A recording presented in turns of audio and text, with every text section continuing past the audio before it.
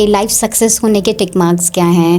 Like हमें गाड़ी चाहिए, बंगला चाहिए, बच्चों के लिए एक प्लान लाइफ चाहिए। जो एनर्जी की मैं बात कर रही हूँ, तो हमारे बहुत सारे पर्पसेस जुड़े हुए हैं हमारे से। आज आपको लगता नहीं कि रीडिंग हैबिट काफ़ी कम हो गई है? मुझे ये लगता है कि बच्चों को जो कॉमिकल जो इंटरेक्शन है, मतलब पढ़ाई एक उनके साथ बहुत ज़्यादा प्रेशर डेवलप कर देती है। कुछ पर्पस तो लिविंग के लिए हमको करना ही है काम। एक आपको स्पिरिट भी दी गई है, सोल भी दी गई है, उसके लिए भी आपको कुछ तो करना होगा जो सेटिस्फाइड हो एक टाइम के बाद, उनके लिए भी ज़रूरी। नेविगेशन तो हमें ही देना है, तो हमें ही बनानी है। किसी का इलेक्ट्रिसिटी बिल के नाम पे उनसे 1 लाख 2 लाख रुपए उनके चले गए।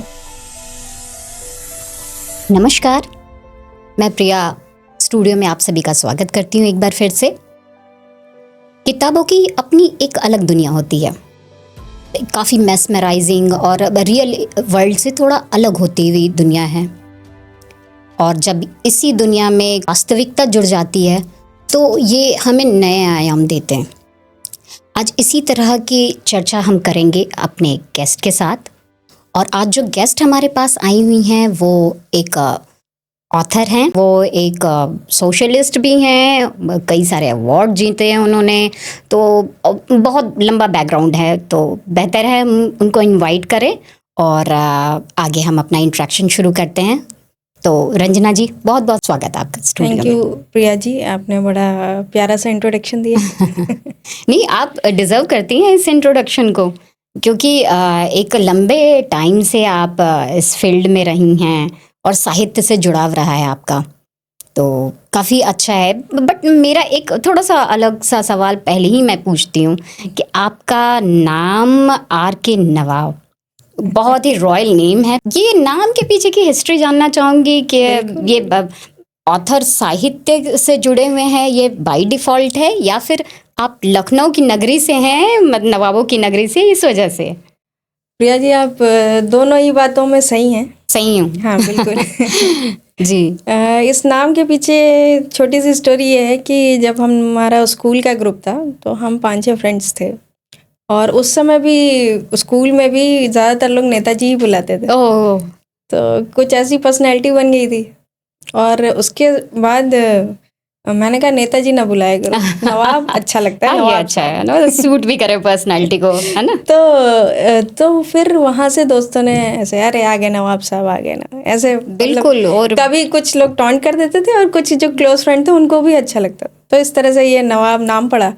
और फिर जब बुक लिखने की बारी आई तो ये मैंने सोचा कि एक पेन नेम रखना चाहिए अच्छा सा। बिल्कुल, क्योंकि साहित्य में जनरली ऐसा ही होता है, लोग अपने नाम तो को। फिर मैंने पेन नेम जब चूज़ किया, बताया सबको कि यार एक पेन नेम सजेस्ट करो। सब बोला, अरे तुम्हारा पेन नेम तो पहले से ही डिसाइडेड है बचपन से, नवाब के अलावा और क्या। और ये जो इसी तरह से आपके बुक्स, जो आपकी पहली बुक्स है like energy, alchemy and second जो वर्चुअल वाइब्स हैं, थोड़ा नाम उसी तरह का है ना, मतलब बहुत अट्रैक्टिव। लोग एक बार में सुने और पढ़े। वर्चुअल वाइपर्स मैम एक वर्चुअल दुनिया है। जी जी जी। और आज की डेट में हम सारे के सारे उस दुनिया में कहीं ना कहीं वो हमारी ज़िंदगी का पार्ट है, लेकिन उस दुनिया में वर्चुअल वाइपर्स हैं जिनसे हमको संभल के रहना है, बस उसी की कुछ कहानियाँ। तो ये बुक लिखने का पर्पस मतलब आपका क्या रहा, या आपका खुद का सेल्फ आपका एक्सपीरियंस है, या फिर लोगों को आसपास की चीज़ों को देख? ये सेल्फ एक्सपीरियंस भी है और कंबाइंड एक्सपीरियंसेस भी हैं। कोविड के टाइम पे जब लॉकडाउन में था सब कुछ जी। और उसके बाद ये साइबर क्राइम का ग्राफ जैसे जैसे बढ़ा, तो शायद ही कोई ऐसा रह गया होगा जिसको एक स्कैम कॉल ना गुजरा हो। और फिर जब चर्चा होने लगी तो सबके पास एक स्टोरी थी सुनाने के लिए, मेरे साथ ऐसा हो गया, मेरे साथ ऐसा हो गया। मेरे साथ भी हुआ, मेरे जानने मेरे क्लोज में हुआ। तो फिर मुझे ये लगा कि क्या कर सकते हैं इसके लिए, हम कोई साइबर सिक्योरिटी एक्सपर्ट नहीं है। तो मैंने थोड़ी सी स्टडीज़ की कि कहाँ गलतियाँ कर रहे हैं हम, कैसे हम एक साइबर कॉल को पहचान नहीं पाते जी, कैसे हमको ये लगता है कि हम इमरजेंसी में हैं, हम प्रेशर में आ जाते हैं। तो बस एक वही कुछ स्टोरीज़ हैं इसमें जो विक्टिम्स के साथ हुई हैं। सब फिक्शनल कैरेक्टर हैं, लेकिन स्टोरी सारी ओरिजिनल है।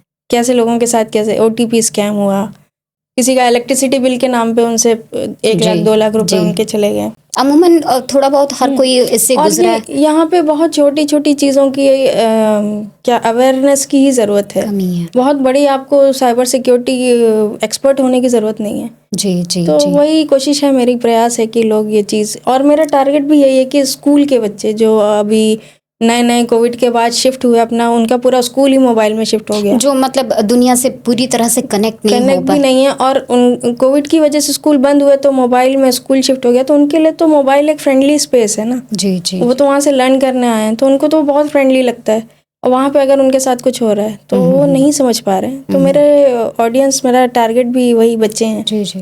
तो उनके एंड आई एम श्योर कि लोग बहुत पसंद भी कर रहे होंगे इनको जी पढ़ना। जी जी और ये दूसरी जो बुक आपने लिखा है एनर्जी एल्केमी, जी जी। तो ये आई थिंक इसमें आप बॉडी की, सोल की, मैनिफेस्टेशन एंड बहुत सारी चीज़ों की बात कर रहे हैं, रिलेशन, फ्रेंडशिप। तो मतलब ये क्या रिलेट करता है एक्चुअली? एनर्जी एल्केमी मैम बहुत क्लोज टू हार्ट बुक है, और ये एक ऐसी बुक है, मेरे लिए तो ये सर्वाइवल गाइड है जी।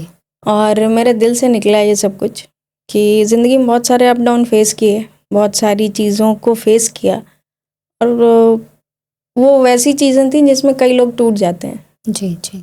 उनसे निकलना, और जब निकल के फिर दूसरी तरफ की दुनिया देखी तो लगा कि इतना हार्ड नहीं था, कैसे कुछ लोग नहीं निकल पाते, मुझे उनकी मदद करनी चाहिए। और राइटिंग का शौक है, एक यही ज़रिया है जिससे हम बहुत सारे लोगों से कनेक्ट हो सकते हैं। तो मैंने फिर लिखना शुरू किया जी। और इनफैक्ट ये मैंने बहुत पहले लिखना शुरू किया, और किताबों में रूप बाद में, बट कभी ये लगा नहीं कि मैं पब्लिश करूँगी। लिख के रखा था और नहीं सोचते थे कि पब्लिश कराएंगे, मतलब ये लगता था अरे सब सोचेंगे तो कहेंगे ये बड़े रे। क्योंकि मुझे लगता है थोड़ा बहुत अनुभव हर किसी की ज़िंदगी में होता है जो शेयर करना चाहते हैं। And yes, it's a great achievement कि आप इन चीज़ों को लेके आए लोगों के पास। और बिल्कुल एक फेमस कहावत है कि everyone has a story to tell. बिल्कुल बिल्कुल। तो मेरे पास भी थी और सबके पास होती है, सब में वो हिम्मत नहीं होती। बट मैं एक सवाल और आपसे अभी पूछूंगी कि आप पेशे से इंजीनियर रही हैं। बिल्कुल जी। वो और साहित्य बहुत ड्रास्टिक चेंज है। नहीं बिल्कुल नहीं। इंजीनियर हूँ, लेकिन मेरे ख्याल से आप मेरी अगर रीडिंग की बात करें तो बचपन से कॉमिक्स से स्टार्ट किया मैंने। कॉमिक्स से शुरू करके। जी जी जी। हमारी जनरेशन में बहुत फेमस थी कॉमिक्स, पढ़ने की हैबिट है। जी बिल्कुल। राज कॉमिक्स और बहुत बाकेलाल और ध्रुव की कहानियाँ। ओके। यहाँ से रीडिंग एक क्या कहते हैं चस्का लग गया। चस्का लगता है, बिल्कुल और सही बात है। वो कोर्स की बुक में बीच में कॉमिक्स की बुक रख के पढ़ते थे, डांटना पड़े। सेम है, हमने भी क्लासेस में है ना, जब हमारी सेकंड पीरियड काफ़ी बोरिंग हो जाती थी तो हम we used to start read comics वगैरह, और हम पढ़ते थे बहुत सारे राज पब्लिशर्स और कई सारे पब्लिशर्स के। तो बिल्कुल हमारी जनरेशन ने बहुत पढ़ा है। जी। उसके बाद थोड़े से बड़े हुए तो फिर नॉवल पढ़ना शुरू किया। आई थिंक साहित्य थोड़ा हमें उसी तरफ ले जाता है, शुरुआत एक वहीं से होती है। आज आपको लगता नहीं कि रीडिंग हैबिट काफ़ी कम हो गई है? मुझे ये लगता है कि बच्चों को जो कॉमिकल जो इंटरेक्शन है, मतलब पढ़ाई एक उनके साथ बहुत ज़्यादा प्रेशर डेवलप कर देती है, और उसके बाद हमने मोबाइल, तो हम उनको किताबों से थोड़ा तो दूर खुद कर रहे हैं। जी जी। और ऑब्वियसली पढ़ना एक मेहनत मांगती है, पढ़ना बहुत इजी नहीं है, एक ऐसी इजी गोइंग हैबिट नहीं है, आपको बहुत जल्दी ग्रेटिफिकेशन नहीं आता उसमें। जी।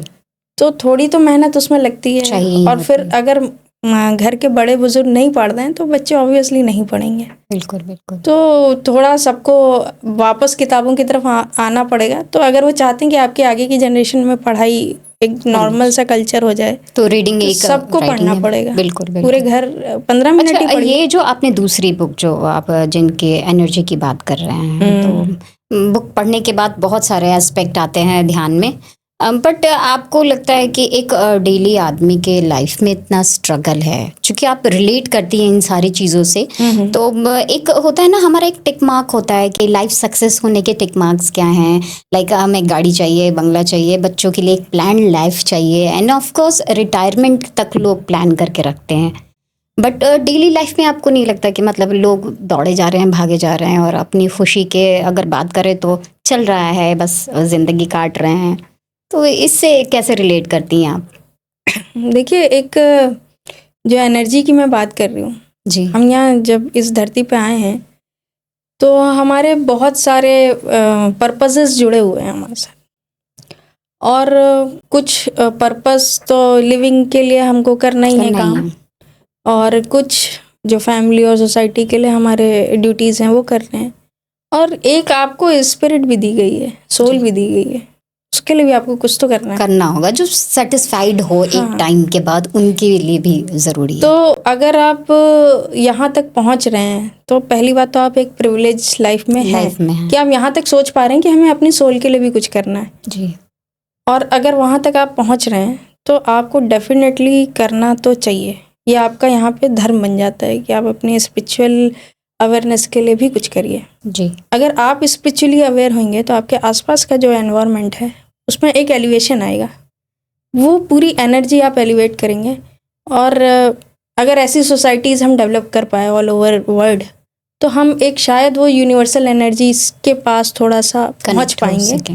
और शायद ये चीज़ें जो कैओस है इतना, ये कुछ लेवल तक कम हो पाएगा जहाँ पे लोग स्पिरिचुअली अवेयर हैं जी और वो सारी चीज़ें कंपैशन से लाइफ जी रहे हैं, दूसरों के लिए करुणा का भाव रखते हैं, दूसरे का दर्द फील कर सकते हैं, तो एक बहुत ही पॉजिटिव एनवायरनमेंट अपने आप होने लगेगा। तो बिल्कुल कुछ जो चीज़ें नहीं होनी चाहिए उनकी एनर्जी अपने आप धीमे धीमे बुझने लगेगी जी और ये एनर्जी उठने लगेगी। बस यही सारा कॉन्सेप्ट है। जी जी हमारे यहाँ फेमिनिज्म को लेके बहुत सारी बातें होती हैं, एंड आई एम श्योर अभी 8 मार्च भी वुमेन्स डे आ रहा है। बिल्कुल। हालांकि हम तो इसमें बिलीव करते हैं कि औरत के लिए कोई एक ही दिन क्यों, सही है बात ना, बिल्कुल शुरुआत से लेके इवनिंग तक, जब उनके बिना आपका डे शेड्यूल ही नहीं बनता हो है सकता। तो फिर एक ही दिन क्यों उनको बांधना। तो फिर भी उनको रिस्पेक्ट करते हुए आप एक विमेन ऑथर हैं, तो क्या कोई तकलीफी या क्या चीज़ें आपको सामना करनी पड़ी, या कितना कनेक्ट कर पाती हैं आप ऑडियंस से? As a woman author as such कोई अलग से चीज़ें नहीं हुई मेरे साथ जी एक नए ऑथर, एक नए राइटर, एक स्ट्रगलिंग राइटर जो होते हैं, जो चीज़ें वो फेस कर रहे हैं वो मैं भी कर रही हूँ।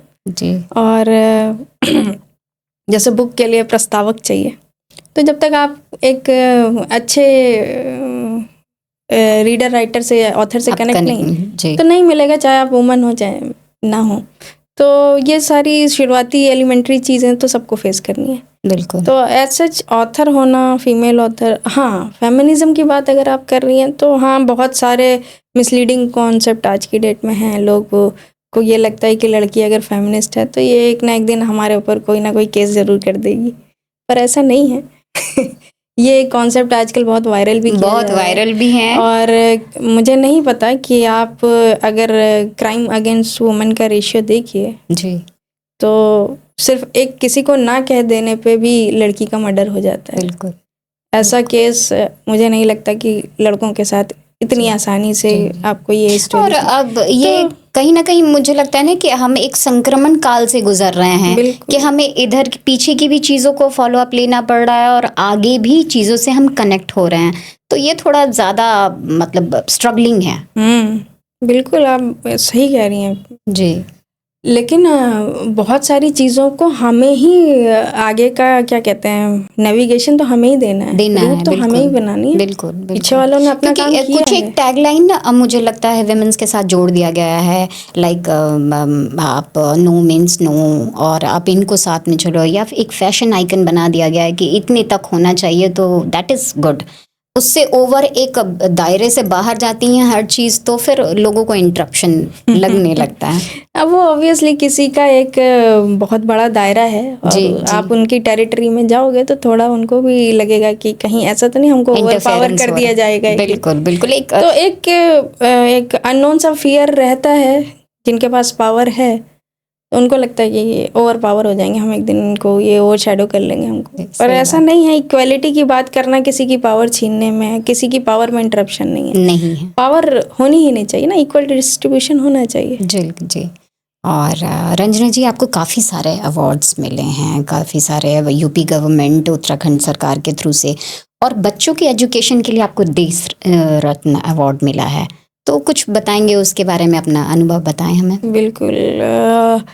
इस अवार्ड की शुरुआत एक थोड़ी सी दर्द भरी स्टोरी से होती है कि पिछले 10 साल पहले 2015 में हमने सडनली अपनी मदर को खो दिया। ओके। और वो बहुत ही अनफॉर्चुनेट था, एक सडन कार्डियक अरेस्ट था और इत्तेफाक से घर में कोई नहीं था जो उनको मदद कर सके। तो उसके बाद लाइफ में ये लगा कि क्यों कर रहे हैं हम लोग ये सब एक दिन सब कुछ तो चला जाएगा, तो फिर क्या रह जाएगा। कि फिर वहाँ से जाके ये लगा कि कुछ ऐसा मीनिंगफुल करें जिसका कोई हमारी ज़िंदगी का कोई मकसद तो पता चले। वहाँ से फिर हमने सोशल वर्क करना शुरू किया। एक एनजीओ में वॉलंटियर किया मैंने जॉब के साथ, और फिर उनके एनजीओ में हमें बच्चों के साथ इंटरेक्शन करने का मौका मिला, प्राइमरी स्कूल के बच्चों के साथ। तो प्राइमरी स्कूल में बच्चे सिर्फ खाना खाने आ रहे थे। एक टाइम पे ये हाल था कि बच्चे सिर्फ मिड डे मील के लिए आते थे। और तो जब हम वहाँ गए हमको पता चला कि ऐसा ऐसा है, तो हमने बच्चों की काउंसलिंग करना शुरू किया और बच्चों के बीच इंटरेक्टिव गेम्स और उनके लिए कभी कभी स्पेशल लंच और कंपटीशन कराना, debate competition, sports competition, drawing competition. तो जब हम ये बीच बीच में एक्टिविटीज़ कराते थे तो बच्चे बहुत एक्साइट होके स्कूल आते थे और आके पूछते थे कि वो मैडम उनकी टीम कब आएगी। और उस हमारी टीम से मिलने के लिए बच्चे पूरे साल पढ़ने आते थे। तो इस तरह से हमें कुछ केसेस मिले जो बच्चे बहुत ज़्यादा इकोनॉमिकली सफ़र कर रहे थे फैमिली से, या उनके अर्निंग मेंबर्स बीमार पड़ रहे थे और अर्निंग में वो हो रहा था, तो ड्रॉप आउट हो रहा था बच्चों को। तो हमने काउंसलिंग किया उन बच्चों। टीचर्स भी बोले कि अच्छे बच्चे हैं, ये पढ़ते, तो 5th के बाद ये छोड़ना चाह रहे हैं, नहीं पढ़ पाएंगे। तो हम लोग बैठे, उनके घर भी गए, हालत देखी उनकी, फिर काउंसलिंग किए मम्मी पापा की भी। कुछ जो मदद हो सकी फाइनेंशियल, बहुत ज़्यादा तो नहीं कर पाते थे, लेकिन किसी की फ़ीस भर पाया या ये ऐसा कर, तो वो करके बच्चों की पढ़ाई हमने कंटिन्यू कराई।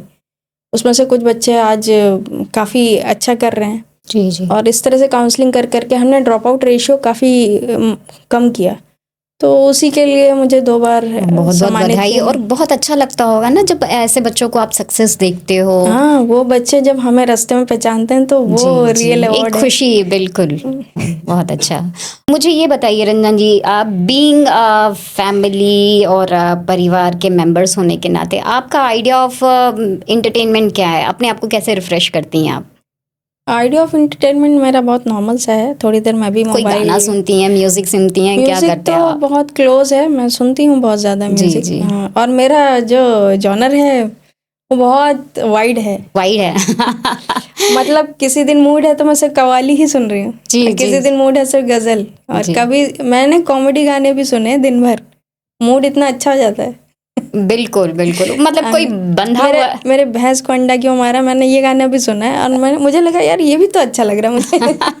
तो मतलब बेसिकली आपके माइंडसेट पे डिपेंड करता है। हाँ, आज कौन सा मूड है। रोमांटिक गाने सब, मेरा जॉनर बहुत लंबा चौड़ा। जी। तो इंग्लिश, पॉप, बिल्कुल। और इसीलिए हम इतने सारे फील्ड में बातें भी कर रहे हैं।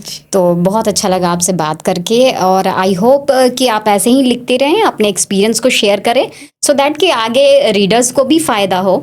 एक चीज़ आप मुझे बताएंगे कि अभी इतनी चीज़ों को आपने लिखा है, इन चीज़ों के लिए तो दायरा बहुत बड़ा है। Obviously 1 book is not so enough, but आगे हमें और क्या दिखने वाला है या मिलने वाला है? कुछ प्लानिंग आपकी? बिल्कुल, आगे मैं 2 बुक्स पे और काम कर रही हूँ, और बचपन से मैं शेर व शायरी भी लिख रही थी। अरे वाह। तो एक उसको भी मैं कंपाइल कर रही हूँ अपनी सारी, और 2 बुक्स और आएंगी नियर फ्यूचर। एक है सेफ्टी पिन जी, और बहुत अच्छी सी एक वर्किंग लेडी की स्टोरी है।